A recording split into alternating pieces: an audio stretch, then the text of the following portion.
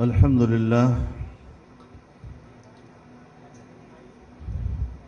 لله وكفى وسلام على عباده الذين اصطفى لا سيما على سيد الرسل وخاتم الأنبياء وعلى آله وصحبه ومن بهديه مهتدى.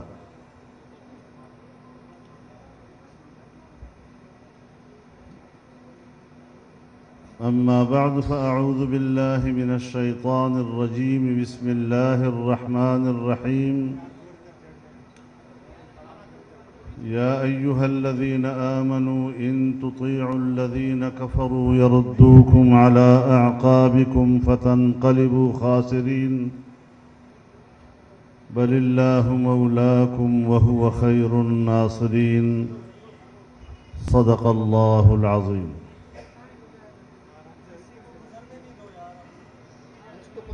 جناب صدر محترم،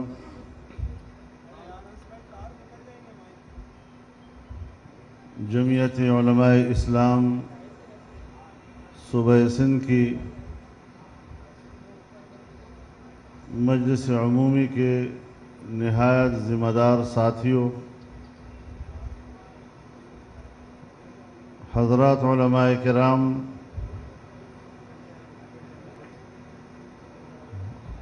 میری سعادت ہے کہ آج میں آپ کے اس صوبائی اجلاس میں شریک ہو رہا ہوں۔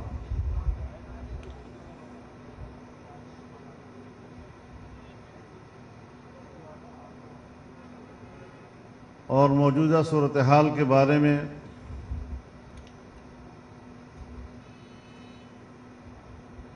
اپنا نقطہ نظر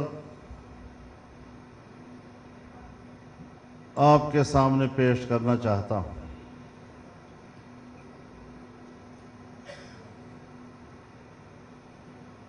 جمعیت علماء اسلام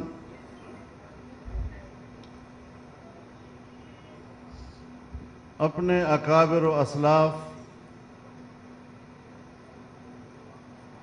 ان کے اعتقادات و نظریات اور ان کے تاریخ کی امین ہے۔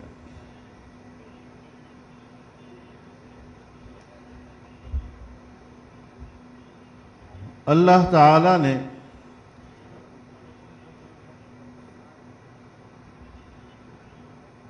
انسان کو آزاد پیدا کیا ہے۔ آزادی انسان کا پیدائشی حق بھی ہے، اور آزادی ہی اس کی حرمت، اس کی عزت اور اس کا وقار ہے۔ اگر انسان کی غلامی اس سے چھن جائے، اگر آزادی اس سے چھن جائے، تو پھر غلامی کا طوق اس کے گردن میں ہوتا ہے، اور ایک غلام قوم کی حیثیت سے وہ دنیا میں اپنا وقار کھو بیٹھتا ہے۔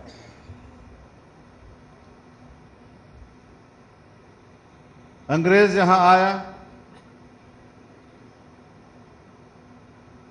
انگریز کے خلاف 150 سال تک اس بر صغیر کے لوگ لڑے ہیں۔ اس میں علماء کرام کی قربانیاں،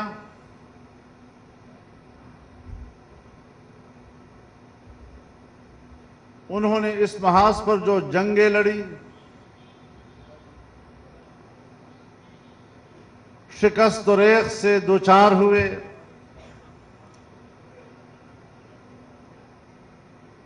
ایسے حالات آئے کہ ان کی تحریکیں دم توڑ گئی، وہ گرفتار ہوئے، ان کو پھانسیوں پہ لٹکایا گیا، سڑکوں پر کھڑے درختوں پر ان کو لٹکایا گیا، توپوں کے سامنے کھڑا کر کے ان کو بارود سے اڑایا گیا، اور ایک انگریز خود کہتا ہے کہ جتنے لوگ ہم نے گرفتار کیے، ایک ایک کو توپ کے سامنے کھڑا کرنے سے پہلے ہم ان سے کہتے تھے کہ اتنا کہہ دو کہ میرا اس تحریک سے کوئی تعلق نہیں تھا، میں اس میں شریک نہیں تھا۔ وہ کہتا ہے میری آنکھوں کے سامنے ایک شخص بھی ایسا سامنے نہیں آیا جس نے یہ کہا ہو کہ میرا اس تحریک سے تعلق نہیں تھا، اور سب اڑا دیے گئے۔ یہ ہے وہ قربانیاں۔ کسی کے آباء و اجداد کا کوئی سبق ہو سکتا ہے، کل بھی ان کے آقا انگریز تھے، آج بھی ان کے آقا امریکی ہیں، اس پر فخر کرتے ہیں۔ سو یہ ان کا ایمان ہے، یہ ان کی سوچ ہے۔ حضرت شیخ الہند رحمہ اللہ نے ہمیں درس دیا عدم تشدد کا۔ حضرت شیخ الہند نے سیاسی جدوجہد کا راستہ لیا، اور آج بھی جمعیت علماء اسلام کے پاس اپنے اکابر کے سے جو چیز ورثے میں ملی ہے وہ دو چیزیں، ایک جمعیت کا عقیدہ اور نظریہ، اور دوسرا اس عقیدے اور نظریے کے لیے کام کرنے کا رویہ۔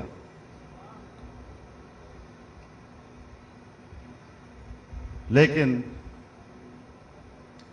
بدقسمتی سے پاکستان کی عمر جتنی بڑھتی چلی جاتی ہے، ہم آزادی سے غلامی کی طرف جا رہے ہیں۔ قوم کو لالی پوپ دیا جا رہا ہے،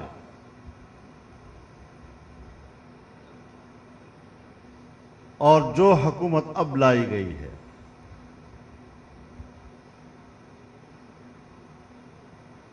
ابھی آپ نے عنقریب میں دیکھا، اس پاکستان میں 2 سال کے اندر کوئی قانون سازی نہیں ہوئی۔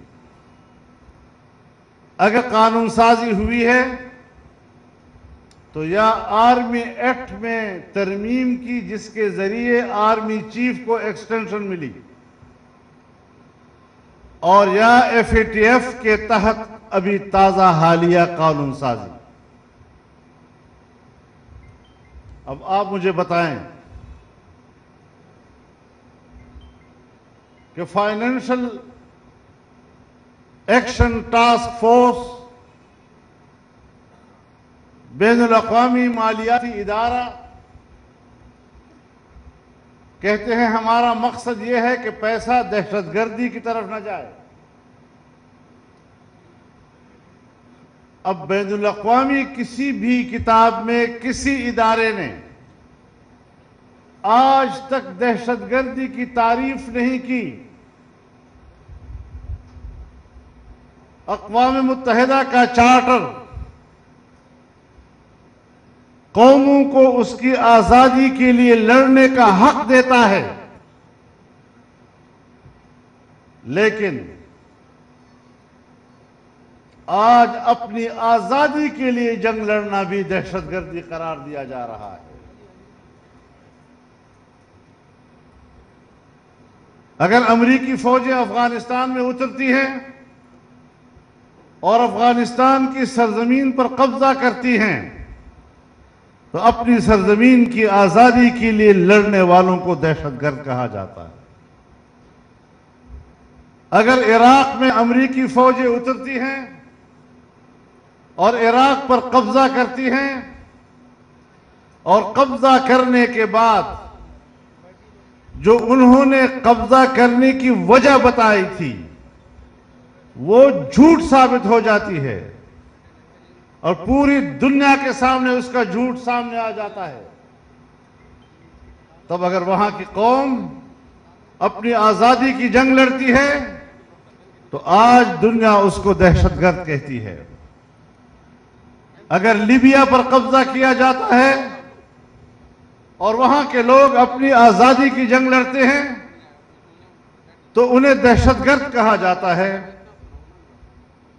فلسطینیوں کو آزادی کا حق اقوام متحدہ نے دیا ہے اور لاتعداد قراردادیں اس پر موجود ہیں، لیکن آج اسرائیل کی ریاستی دہشت گردی کو فلسطینیوں کے خلاف حق دیا جا رہا ہے اور فلسطینیوں کو دہشت گرد کہا جا رہا ہے۔ ان کی سرزمین پر قبضہ بھی کیا جا رہا ہے اور ان کو دہشت گرد بھی کہا جا رہا ہے۔ کشمیر کے مسلمانوں پر 70 سال سے کیا بیتی ہے اور یہ قوم کس زمانے سے اپنی آزادی کی جنگ لڑ رہی ہے، لیکن سمجھ میں نہیں آ رہی کہ وہ پاکستان جس نے پوری دنیا میں کشمیریوں کے خون پر سیاست کی ہے، جس نے اپنی پوری خارجہ پالیسی کشمیریوں کے قربانیوں اور مسئلہ کشمیر پر ایک خاص موقف اختیار کرتے ہوئے اسے خارجہ پالیسی کا محور کہا، آج جب ہندوستان نے اس کو ہڑپ کیا تو ہم نے مجرمانہ خاموشی اختیار کی ہے۔ اور صرف وہاں پر اکتفا نہیں ہے، میں نے اس وقت بھی کہا تھا کہ جو تم فاٹا کے ساتھ کر رہے ہو یہی ہندوستان کشمیر کے ساتھ کرے گا۔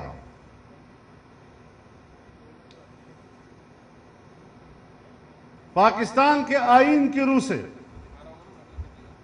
فاٹا کو خصوصی حیثیت حاصل تھی، اس کا ایک اسپیشل سٹیٹس ہوا کرتا تھا۔ آرٹیکل 247 کے تحت ہم نے اس کی خصوصی حیثیت ختم کر دی۔ میں نے پارلیمنٹ میں کہا تھا کہ کم از کم وہاں کے عوام سے پوچھ لو، ورنہ پھر انڈیا کشمیری عوام سے نہیں پوچھے گا۔ چنانچہ پچھلے سال 5 اگست کو ہندوستان نے ہندوستانی آئین کے آرٹیکل 370 کو ختم کیا اور کشمیر کی خصوصی حیثیت ختم کر دی۔ ہم نے آرٹیکل 247 کے تحت، انہوں نے آرٹیکل 370 کے تحت۔ پاکستان کی پارلیمنٹ فاٹا کے لیے قانون نہیں بنا سکتی تھی، ہندوستان کی پارلیمنٹ کشمیر کے لیے قانون نہیں بنا سکتی تھی۔ پاکستان کا وزیر اعظم اور صوبہ خیبر پختونخوا کا وزیر اعلیٰ فاٹا میں اس کا اختیار نہیں چلتا تھا، اس کے ایگزیکٹو اختیارات وہاں نہیں چلتے تھے۔ ہندوستان کے وزیر اعظم کے اختیارات کشمیر میں نہیں چلتے تھے۔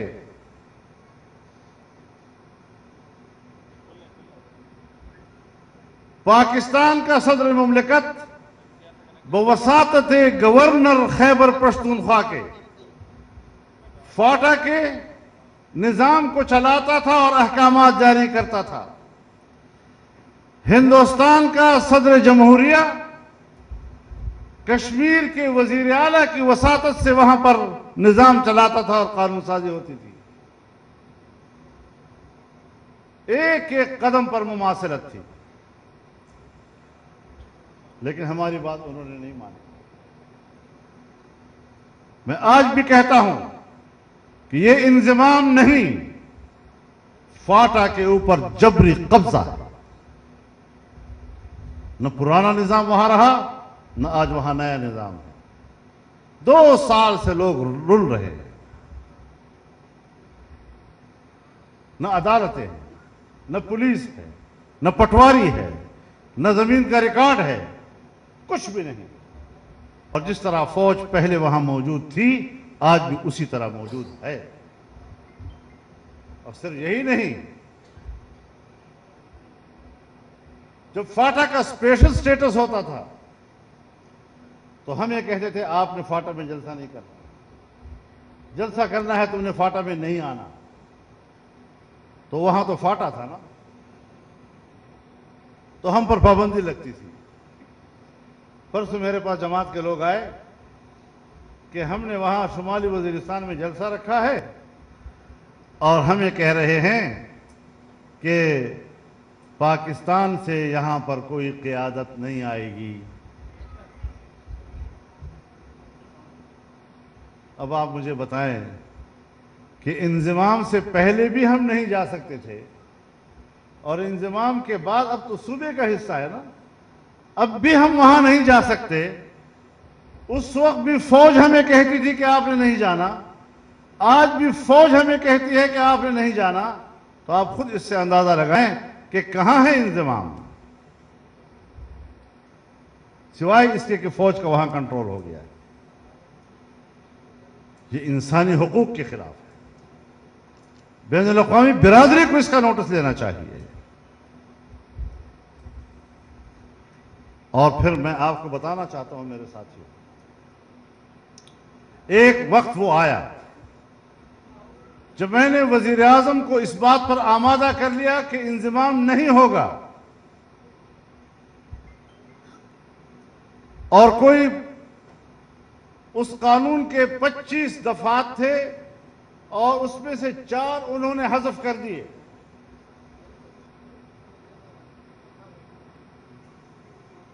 تو یکدم سے اس موضوع سے وابستہ ایک امریکی افسر میرے پاس آیا اور مجھے کہا آپ کیوں مخالفت کر رہے ہیں؟ میں نے کہا جی آپ کا ذرا تعارف ہو۔ کہتے ہیں میں 2013 سے یہاں پاکستان میں امریکہ کی طرف سے تعینات ہوں، فاٹا کے موضوع سے میرا واسطہ ہے۔ تو میں نے کہا 13 سے 17 آ گیا ہے، آج آپ مجھے مل رہے ہیں؟ انہوں نے کہا میری سب چیزوں پہ نظر تھی، لیکن چند روز کے بعد اب مجھے ضرور براہ راست آپ سے ملنا پڑا۔ 1.5 پونے 2 گھنٹے تک ہماری گفتگو ہوئی، اور پھر کہا کہ میری اور آپ کی بات مکمل نہیں ہے، ایک اور میٹنگ کرنی ہے۔ 1 ہفتے کے بعد اس نے اپنے گھر پہ میٹنگ رکھی، مجھے کھانے پہ بلایا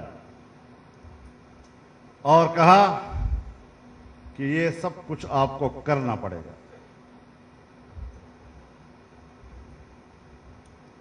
فاٹا ہماری پہلی ترجیح ہے، اس کا انضمام۔ اس کے بعد گلگت بلتستان ہماری دوسری ترجیح ہے، اور اس کے بعد کشمیر ہماری تیسری ترجیح ہے۔ مجھے سمجھ میں نہیں آ رہا تھا، لیکن ابھی 1 ہفتہ پہلے ہمارے آرمی چیف جنرل باجوہ صاحب نے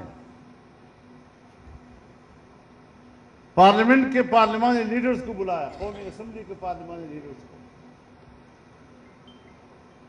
اور کہا کہ میں نے آپ کو اس لیے بلایا ہے کہ ہمیں گلگت بلتستان کے بارے میں کچھ فیصلے کرنے ہیں۔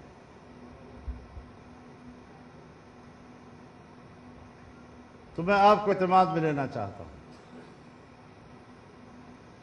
اب بلایا کس لیے تھا اور خبریں کیا چلائی جا رہی؟ جس طرح کچھ ساتھی آپس میں بیٹھتے ہیں تو ادھر ادھر کی بھی کچھ باتیں ہو جاتی ہیں، غلط ہو صحیح ہو جاتی ہے۔ جو اجلاس کا موضوع نہیں ہے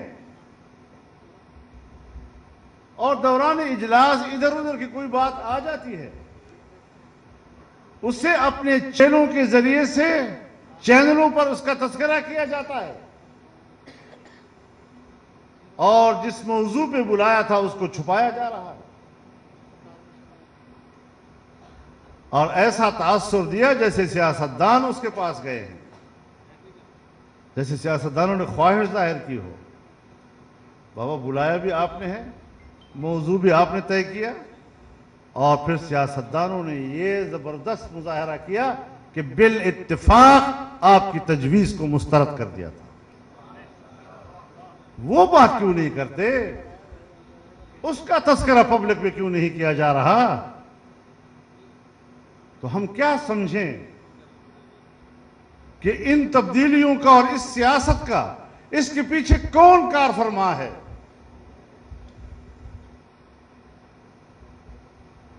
اور ابھی جو ایف اے ٹی ایف کے تحت قانون سازی ہوئی ہے،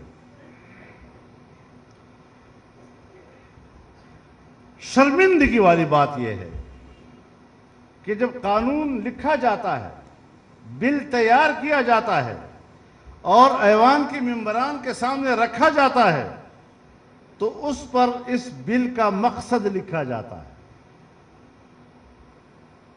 دو چار جملوں میں مقصد بیان کیا جاتا ہے کہ ہم یہ قانون سازی کیوں کر رہے ہیں۔ تو اس میں لکھا ہے کہ ایف اے ٹی ایف کہتا ہے کہ ہم قانون سازی کریں۔ جب ہم نے بل کے اوپر یہ لکھ دیا کہ ایف اے ٹی ایف کہتا ہے کہ ہم قانون سازی کریں، آپ بتائیں پاکستان کی آزادی کہاں چلی گئی اور پارلیمنٹ کی خود مختاری کہاں چلی گئی؟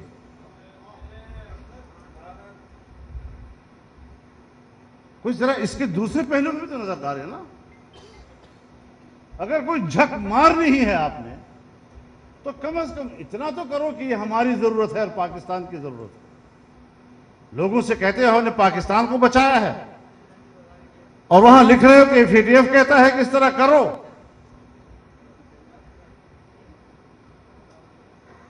اور ایف اے ٹی ایف کیا کہتا ہے؟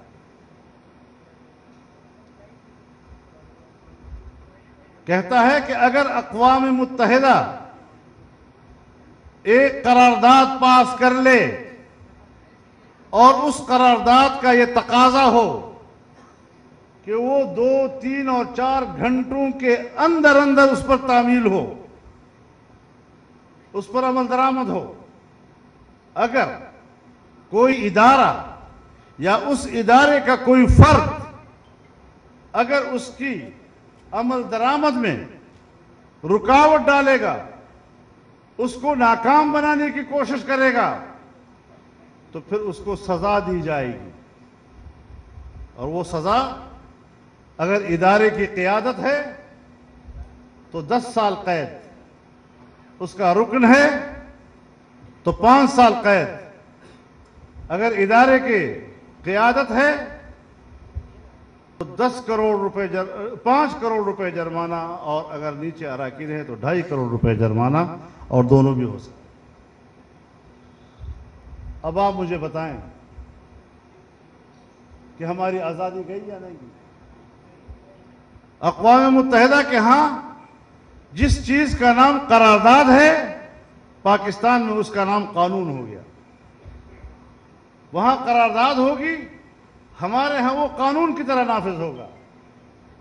اگر وہ کہہ دے کہ پاکستان کے آئین میں اسلامی دفعات ختم کر دیا جائیں، یہ انسانی حقوق کے خلاف ہے نعوذ باللہ، تو پھر آپ پر لازم ہوگا کہ آپ قانون سازی کریں گے۔ اگر وہ کہہ دیں کہ کشمیر کے مسئلے کو اب یوں کرنا چاہیے، تو آپ سے جس طرح وہ کہے گا آپ کریں گے۔ ہم تو اپنے ملک کے اندر بھی اس کے جغرافیے کے مالک نہ رہے، اس کے آئین کے مالک نہ رہے، اپنے قانون کے مالک نہیں رہے، اور جو چیز باہر سے تبدیل کرائی جائے گی اب ہم اس کے پابند ہیں۔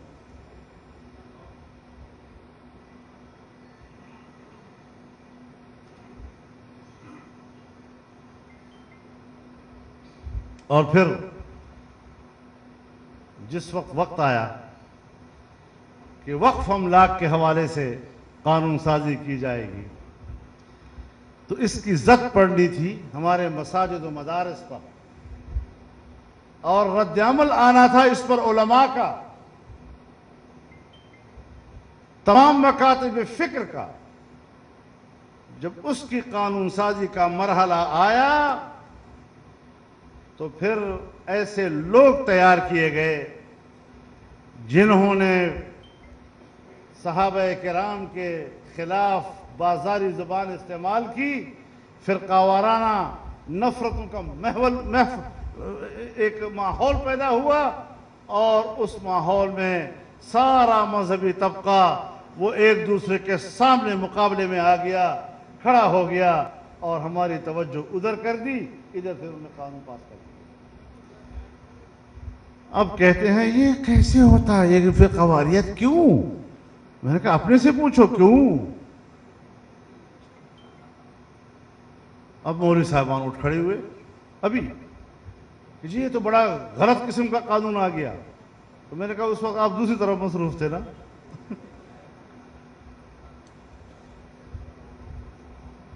اب جب ماحول جذباتی ہو جاتا ہے تو پھر اس میں معقول بات کرنا جرم ہو جاتا ہے۔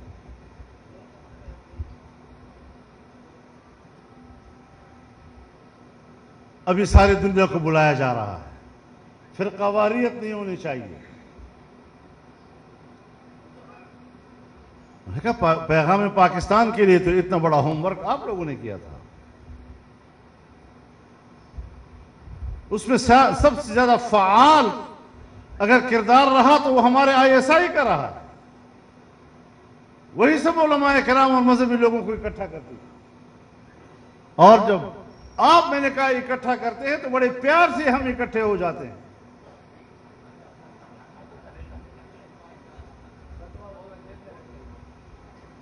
جب بھی آپ بلائیں گے ہم بڑے پیار سے اکٹھے ہو جائیں گے۔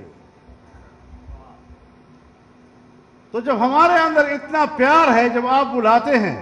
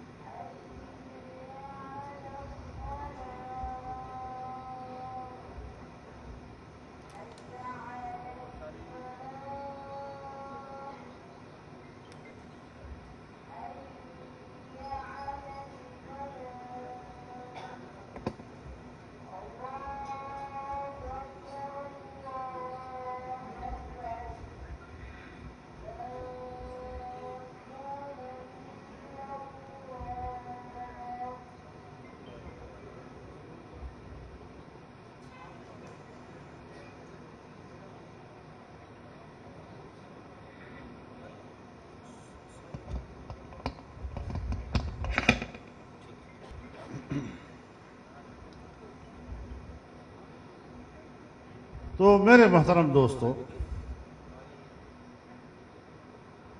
اتنی محنت کے بعد ایک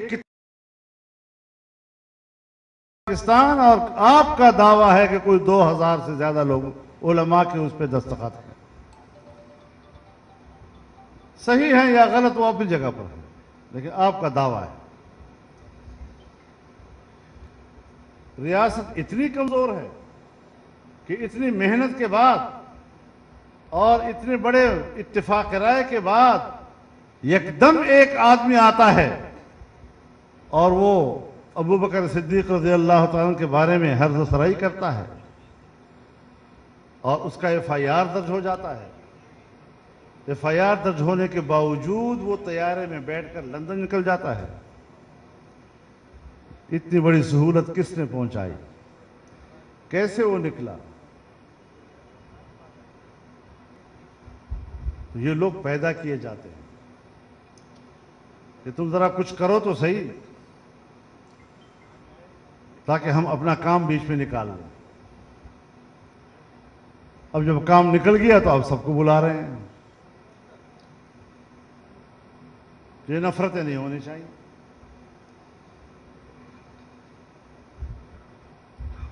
دیکھیے، بات بنیادی یہ ہے کہ پاکستان کی مذہبی سیاسی قیادت، اس کا قیام پاکستان سے جو آج تک کردار چلا آ رہا ہے، چاہے جس مقصد فکر سے ان کا تعلق ہو، لیکن انہوں نے ہمیشہ مذہبی ہم آہنگی کے لیے کام کیا ہے۔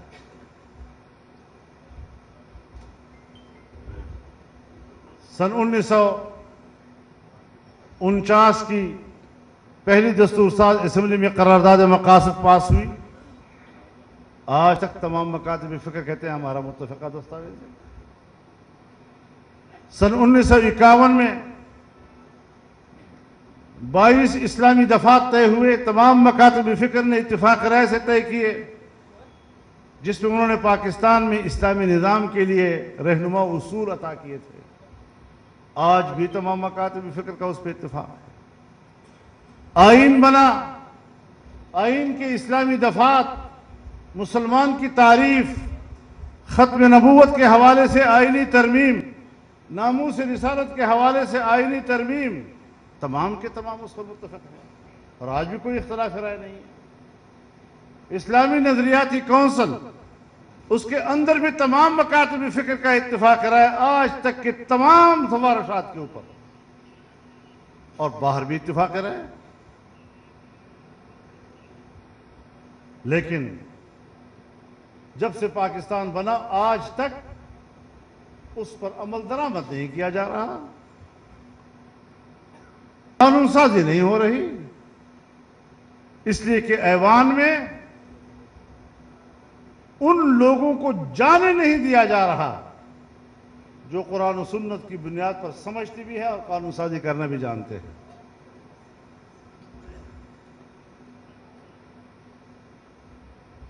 تو اس قسم کے لوگ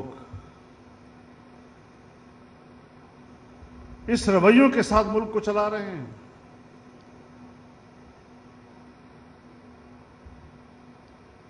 اب جو حکومت ہے، ایک ناجائز حکومت، اب بری بات ہے، میں اس قسم کی زبان استعمال نہیں کیا کرتا، لیکن آج کے حکمران کی قسمت پر رونا آتا ہے کہ جس کو پہلی اولاد ملی وہ بھی ناجائز، جس کو پہلی حکومت ملی وہ بھی ناجائز۔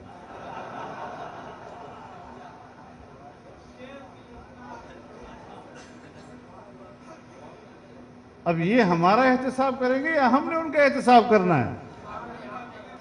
اور اگر نام لیتے ہیں ریاست مدینہ کا تو سرعام ان کو سزا ملنی چاہیے یا ہمیں ملنی چاہیے؟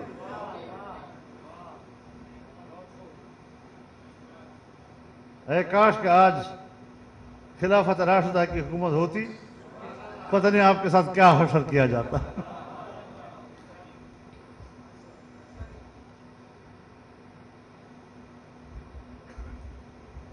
آج کل آپ ایک اور چیز دیکھ رہے ہیں،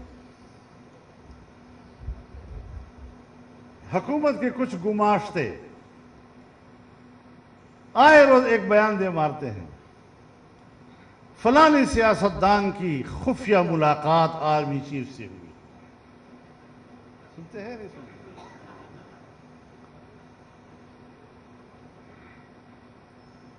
کبھی میرا اس میں تذکرہ ہے، کبھی کچھ اور لوگوں کا تذکرہ۔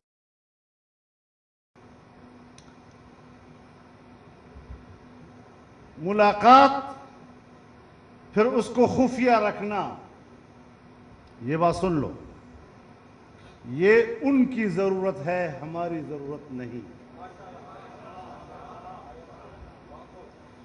اور آپ علماء کرام ہیں، مسئلہ جانتے ہیں کہ اگر دو آدمی آپس میں بات کریں اور ایک کی خواہش ہو کہ یہ راز رہے تو دوسرے کے اوپر بھی راز رکھنا واجب ہو جاتا ہے یا نہیں؟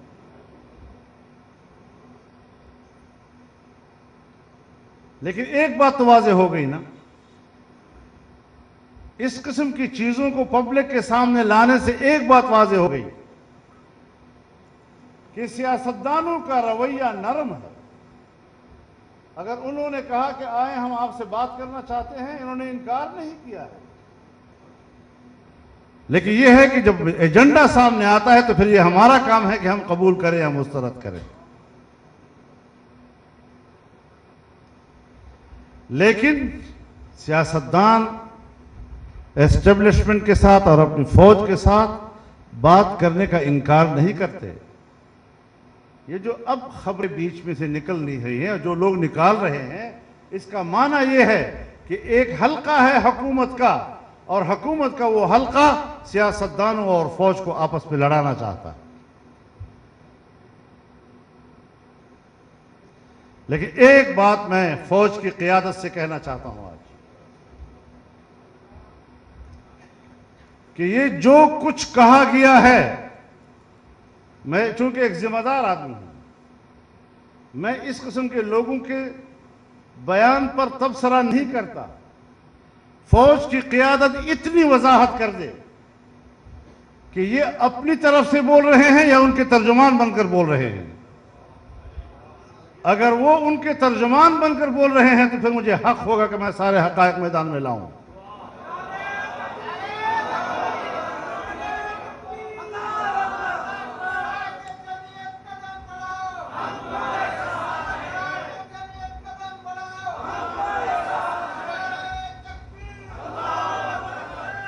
ہم نے اس میدان میں کوئی کچی گولیاں نہیں کھائیں،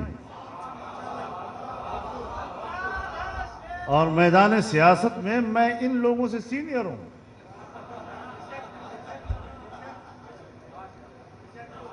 میں فوج کی قیادت سے سب سے سینئر ہوں، ان کے مقابلے میں۔ جب آرمی چیف کیپٹن تھے تو میں پارلیمنٹ کا ممبر تھا۔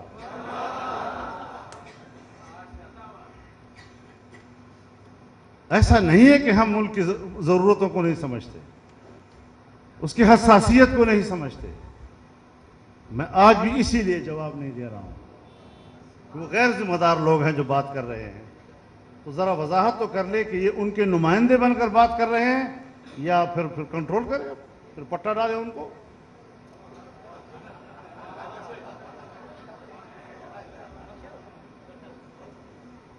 تو میرے محترم دوستو،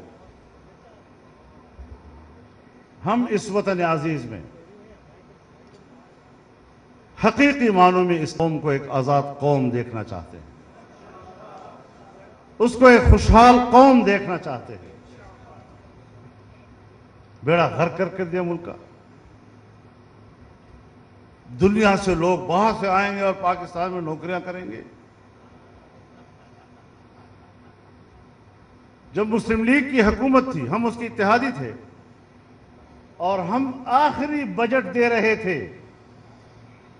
تو ہم نے سالانہ مجموعی پیداوار کی شرح نمو وہ 5.5% رکھی،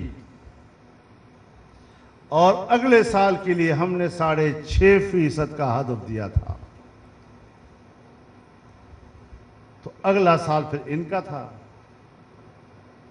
تو کہاں 6.5% کا ہدف اور کہاں 1.9 پہ آ گئے یہ لوگ۔ بیڑا غرق کر کے رکھ دیا۔ ہم نے کہا مزید آگے نہیں چلنا چاہیے ان کو۔ اب دوسرا بجٹ آ گیا، دوسرا بجٹ -3 پہ چلا گیا، 0.3۔ اب آپ مجھے بتائیں کہ کون بے وقوف ہوگا کہ ایسے حکمران نااہل اور ناکام حکمرانوں کو ٹیکس دیں گے؟ اپنی جمع پونجی کو ضائع کرنا ہے انہوں نے۔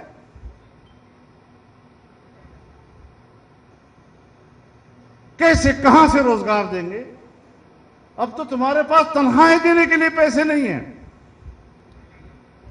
اور ریاستیں اسی طرح ڈوبتی ہیں جب ان کی معیشت تباہ ہوتی ہے۔ کسی زمانے میں جب دنیا میں قبائلی تمدن تھا تو ریاستوں کی بقا کا دار و مدار دفاعی قوت پر ہوا کرتا تھا۔ لیکن آج متمدن دنیا میں ریاست کی بقا کا دار و مدار وہ معاشی قوت پہ ہوا کرتا ہے. فلسفے تبدیل ہو رہے ہیں، ہو چکے ہیں. سوویت یونین کا حال ہمیں معلوم ہے. چائنا آج جنگ لڑ رہا ہے معاشی حوالے سے. امریکہ اس کو کھینچ رہا ہے جنگ کی طرف. ہمارے ساتھ تعلقات خراب کرانا، انڈیا کے ساتھ جنگ کی صورتحال پیدا کرنا. لیکن سب کو معلوم ہے کہ جب روس کو جنگ کے میدان میں دھکیل دیا گیا تھا تو پھر اب سوویت یونین کا کیا حشر ہوا اور افغانستان کا کیا حشر ہوا. کیونکہ سوویت یونین کے راستہ روکنے کے لیے افغانستان کی سرزمین کو استعمال کیا گیا اور چین کا راستہ روکنے کے لیے پاکستان کی سرزمین کو استعمال کیا جا رہا ہے. تو اس اعتبار سے یہ جو ماحول بنایا جا رہا ہے، اور آپ کو تو پتہ ہے ایوب خان کا زمانہ، ضیاء الحق کا زمانہ، بھٹو صاحب کا زمانہ، ہر ایک کے زمانے میں لوگ گرفتار ہوتے تھے یا نہیں؟ تب بھی کسی قانون کا سہارا تو لیا ہی جاتا تھا نا. گرفتاری سے پہلے وارنٹ آتا تھا، کسی تھانے میں کیس درج ہوتا تھا، کوئی اس میں دفعہ لکھا جاتا تھا، اس دفعے کی کوئی اتھارٹی ہوتی تھی کہ کس اتھارٹی نے کس دفعے کے تحت گرفتاری کا حکم دیا ہے. ہر زمانے میں. تو پھر کیا اس زمانے کے ان اتھارٹیوں کے ان قوانین کے ذریعے سے وہ گرفتاریاں کیا وہ سیاسی مقاصد کے لیے نہیں ہوا کرتی تھی؟ ایوب خان کے زمانے میں ہم گرفتار تھے، ہمارے اکابر گرفتار تھے، تو وہاں میں تو کوئی دفعہ لگا تھا نا، وہاں میں تو کوئی اتھارٹی تھی جس نے گرفتار کیا تھا. تو آج ایک نیا ادارہ اس کے لیے تشکیل دیا گیا ہے، اس کا نام ہے نیب. تو آج کل وہ سیاستدانوں کو گرفتار کر رہا ہے. اب میں اور تو کوئی بات نہیں کروں گا، دیکھا جائے گا. یہ کوئی ہمیں ڈرانے والی چیزیں نہیں ہو سکتی، ہم سے ڈر رہے ہیں ہم یہ. لیکن میرے نام پر تم نے جو کچھ لکھا ہے وہ سب تم سے پورا کر کے رہوں گا پھر.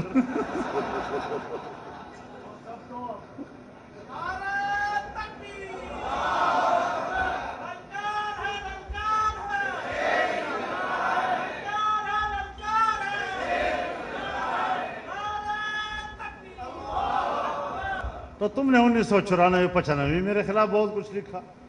کتنے پلازے، کتنے فیکٹریاں، کتنے ہوٹل، کتنی بڑے جہان میرے بارے میں تم نے لکھا تھا. سو آج بھی تم آدھا پاکستان میرے حوالے کر دو کہ وہ میری ملکیت ہے. اور میرے خیال میں وہ جو جنرل صاحب ہے میرے بھائی، اس کے بارے میں جتنی جائیداد لکھی گئی ہے اس کے 1/4 مجھے دے دو، میں سارا اس کو دے دوں گا.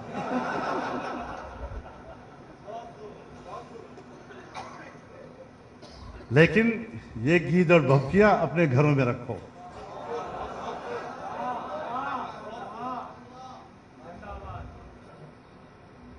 آج پتہ ہے انہوں نے پہلا حملہ میرے اوپر کیا ہے.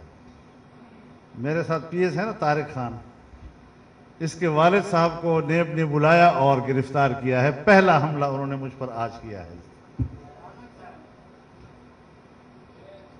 لیکن جمعیت کے کارکن ہیں، یہ کوئی خوشامدی ٹولے کے لوگ نہیں ہیں. یہ تم سے الجھنا بھی جانتے ہیں اور تمہیں گریبان سے پکڑنا بھی جانتے ہیں.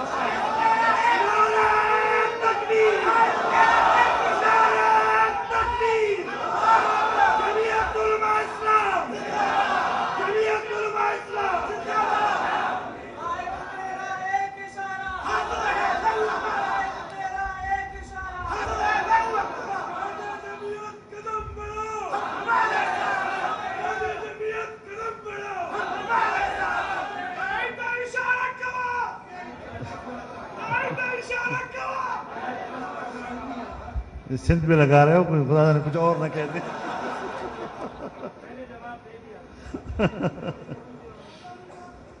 تو اللہ تعالیٰ فضل فرمائے۔ انشاءاللہ العزیز اے پی سی ہوئی ہے، اور اے پی سی کے فوراً بعد میرے بارے میں یہ بیان آنا لگتا ہے کہ تیر ٹھیک نشانے پہ جا کے لگا ہے۔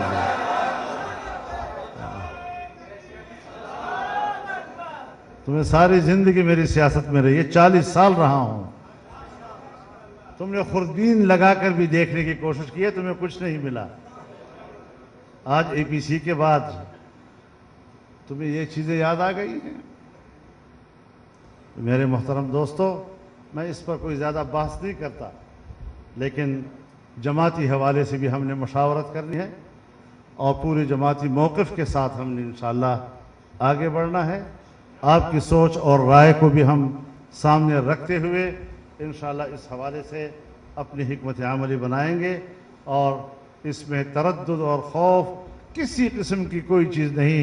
ہم تو اس دن کے انتظار میں تھے کہ تم ہمیں چھیڑو تو صحیح، تاکہ دو ہاتھ کرنے کا موقع مل جائے۔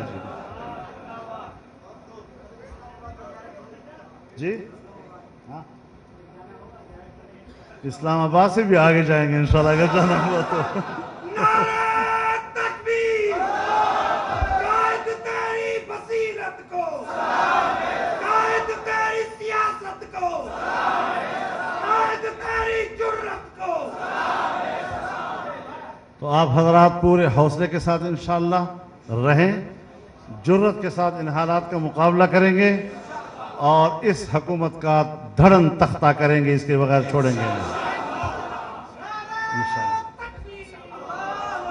اور جیسے کہ ابھی آپ حضرات کے سامنے اعلان ہوا، 29 اکتوبر کراچی انشاءاللہ ہمارا سب کا ہدف رہے گا، اور اس کے بعد اس سے پہلے کوئٹہ میں ہوگا انشاءاللہ، اس کے بعد پھر لاڑکانہ میں ہوگا، اور پھر اس کے بعد پنجاب کی تاریخ کا تعین کیا جائے گا۔ انشاءاللہ ہم بھی آپ کا پیچھا کرتے رہیں گے، چھوڑیں گے نہیں انشاءاللہ۔ ہاں ذرا صبر۔ تو یہ میری گزارشات تھی، اور آپ چونکہ یہاں سب صوبہ جمع ہے، اس لیے میں نے ضروری سمجھا کہ اس نئی صورتحال پر اپنے خیالات آپ کے سامنے رکھوں، ورنہ میرا ضمیر تو مجھے یہی کہتا ہے کہ میں اس پر نہ بولا کروں اور نہ اس پر کوئی تبصرہ کروں، کوئی ایسا مسئلہ نہیں ہے، لیکن آپ حضرات کو ایک طلب ہوتی ہے معلومات کی، تو اس حوالے سے میں نے کچھ باتیں آپ کے سامنے عرض کر دی ہیں۔ وآخر دعوانا ان الحمدللہ رب العالمین۔ یہاں رکھو کس چیز کی شروع؟